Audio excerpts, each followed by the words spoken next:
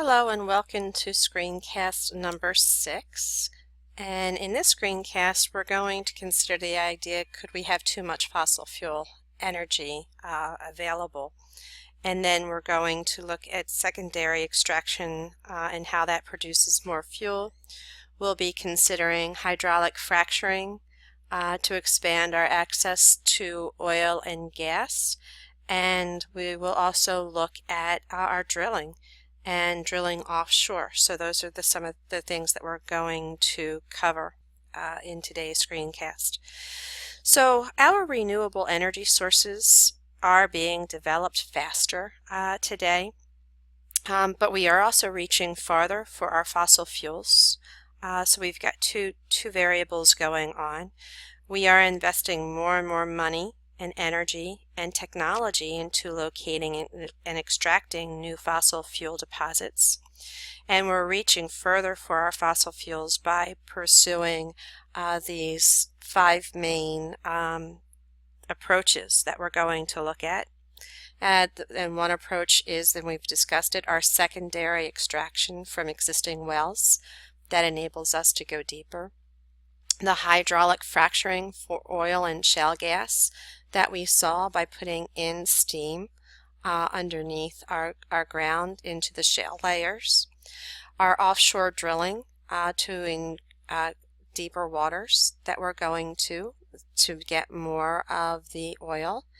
We are now moving to ice-free waters of the Arctic, where the ice before did not permit us to be able to drill for oil, so that's a new source. And we are exploiting unconventional fossil fuel sources.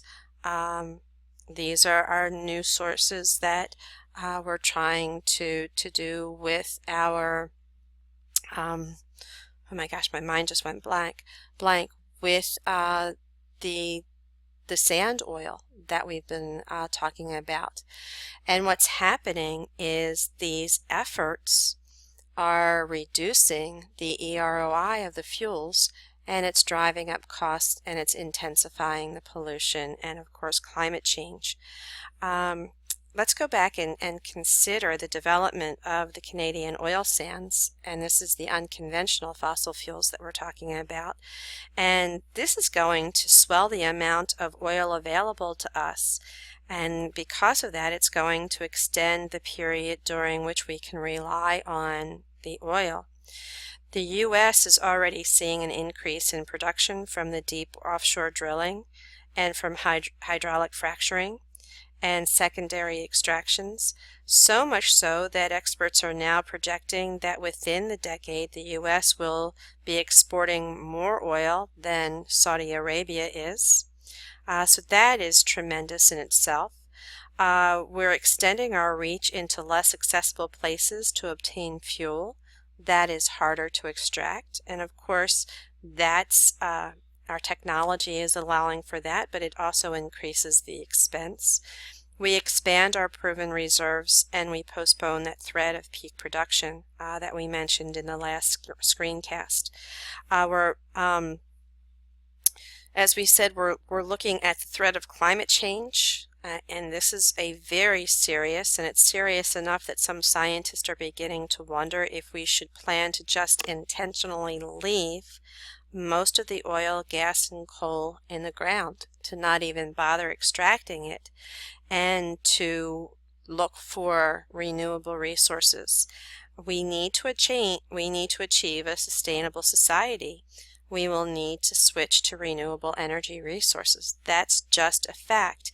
And investments in energy efficiency and conservation are vital because they're going to extend that time that we have to make the transition before we reach those peak levels. Take a look at secondary extraction to produce more fuel. By returning to sites where we have already removed easily accessible oil or gas and applying the new technologies or approaches that have been developed to extract the remaining amounts, a typical oil or gas well has about 2/3 of a deposit may remain underground after the primary extraction, which is the initial drilling and pumping of the available oil or the gas. Companies may return and conduct what they call a secondary extraction, and the secondary extraction is where they use solvents and underground rocks are flushed with water or steam in order to access the oil or the gas. After secondary extraction, there's still quite a bit of oil or gas that could remain, but we just lack the technology to remove every last drop. It's more expensive than primary extraction. Many of the U.S. deposits did not undergo secondary extraction in the past because of the market prices of oil and gas were too low to make it economical. But as soon as oil prices rose in the 1970s, companies reopened the drilling sites for secondary extraction, and more are being reopened today. So let's take a look at these two graphics. A represents the primary extraction of oil, and B shows the secondary extraction of oil. So in primary extraction, which is A, oil is going to be drawn up through a well, keeping pressure at the top lower than pressure at the bottom, so that the pressure is what forces the deposits out. And then the material must be injected to increase the pressure in order to get the rest of the oil out. So primary is just going to use its own pressure. Secondary extraction, which we see in B, involves injecting seawater beneath the oil or injecting gases just above the oil that will force more oil up and out of the deposits. So you drill just a little bit deeper and you force this pressure in that will force the extra oil out that you weren't able to get the first time around. Another method that is being used that you've probably heard of is hydraulic fracturing or hydrofracking or just fracking. And this is where we break the rock formations to release the oil or the gas that's trapped in the impermeable shale. And impermeable just means that it's not able to come out. So what we do for this is we pump chemically treated water under high pressure into the deep layers of the shale, and we crack the shale. The sand or small glass beads then are inserted to hold the cracks open as the water is withdrawn, and then the gas or the oil then can travel upward through the shafts that are made. And they move upward with just pressure and pumping and through these fractures. There's a huge concern about this. It does allow us to extract the gas and the oil that is really dispersed throughout the shale formations that have not been able to be pumped by standard drilling. It does make formerly inaccessible deposits accessible. The fracking has raised some proven reserves. It's also ignited a boom in the natural gas extraction in the United States, and because of this, the natural gas prices have gone down and gas usage in the United States has risen. But there's a big debate among people that live in areas where fracking has occurred. There is one area, the Marcellus Shale deposit, which the fracking is affecting the landscape. It's affecting the economies and the politics and the everyday lives of people in Pennsylvania, New York, and neighboring states. It's affecting our aquifers by putting toxins in our aquifers. It's making the land unstable because we're fracturing and we're breaking up the shale that is holding the land, and we're getting sinkholes as a result of that. There was a movie that was put out, The Promised Land and Gasland, that really dramatized the effect, but it did point out that there are health impacts and as I said, the drinking water becomes contaminated, and the environment is damaged. We saw with Alberta oil sands, like all energy booms before it, today's natural gas rush brings jobs and money to small towns, but can also spark social upheaval and leave communities with a legacy of pollution. So what becomes more important, the financial gain or the impact to health and the economy? So here is a picture where hydraulic fracturing is taking place. This is a drill rig that hydrofracking and shale formation on a private land. It's between homes. Notice that this is a really nice home in this area, and this is a really nice home in this area, and this is where the fracking is taking place.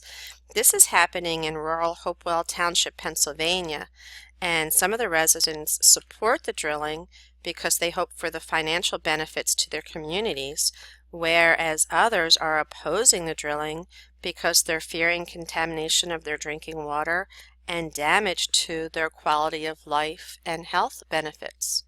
How would you like this in the middle of your yard, in between the houses? It would certainly drive housing prices down. I think you would lose the ability to actually sell your home in areas like this. So there's a lot of concerns that need to be addressed with this.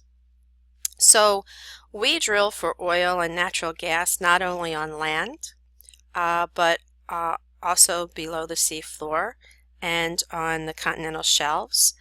Offshore drilling platforms must withstand wind and waves and ocean currents, and some are fixed in place and are built with such unusual strength, and others are resilient floating platforms that are anchored in place the drilling site. But we're looking at about 35% of the oil and 10% of the natural gas that is extracted in the United States today comes from these drilling platforms out in the Gulf Coast and off of Southern California. The Gulf today is home to about 90 drilling rigs and about 3,500 production platforms that are present. Geologists are estimating that most of the U.S. gas and oil remaining to be extracted occurs offshore and are in deep water sites off of the Gulf of Mexico, and may hold about 59 billion barrels of oil.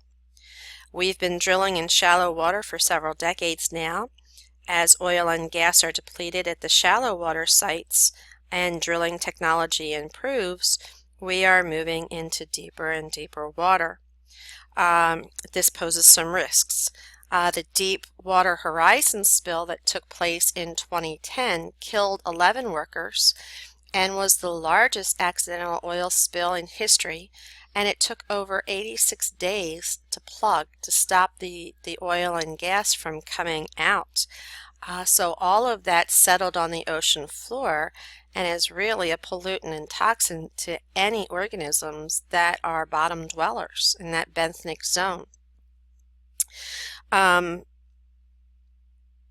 It happened as a result of faulty equipment, and it allowed natural gas company to accompany the oil deposit to shoot up at the well shaft.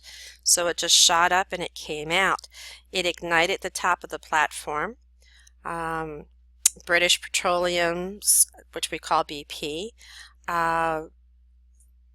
say that it happened 5,000 feet below the water, and this is one of the deepest wells in the Gulf, and because of that depth it was really difficult to be able to take care of and plug, as we saw. That's why it took 86 days to come up with a way to plug it up.